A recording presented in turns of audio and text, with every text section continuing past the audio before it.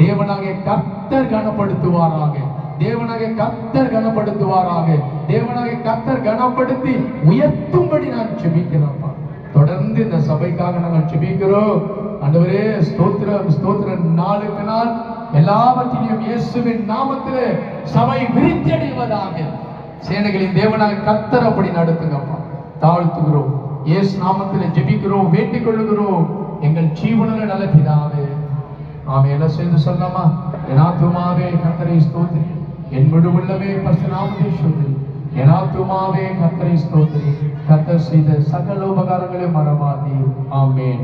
நமது ஆண்டவராகிய இயேசு கிறிஸ்துவின் கிருபை, பிதாவாகிய தேவனுடைய அன்பும், பரிசுத்த ஆவியானவருடைய அன்னைய ஐக்கியமும், சமாதான வழிநடத்து பாதுகாப்பு பராமரிப்போம் இப்பொழுது எப்பொழுதும் கர்த்தராகிய இயேசு கிறிஸ்து வருகை மற்றும் நம்மோடும் வந்திருக்கிற தேவ மனிதர்களோடும் இந்த சபையோட ஊழியத்திலும் ஒவ்வொரு பரிசுத்தரோட இயேசு கிறிஸ்து வருகை மட்டும் இருப்பதாக.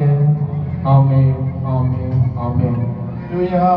குறை ஒன்றுமில்லை என் இயேசு ராஜா, குறை ஒன்றுமில்லை ஐயா,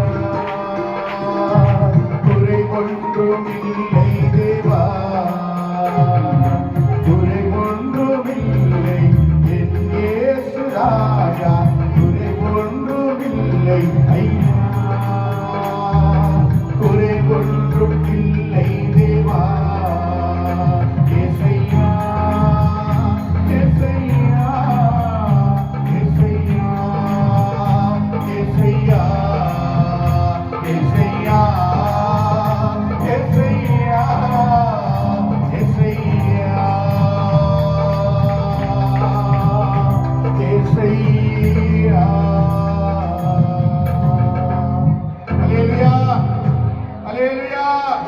அந்த அனைவரும் கர்த்தர் ஆசீர்வதிப்பாராக. ஒன்று பக்கத்தில் சோதனை பண்ணுங்க.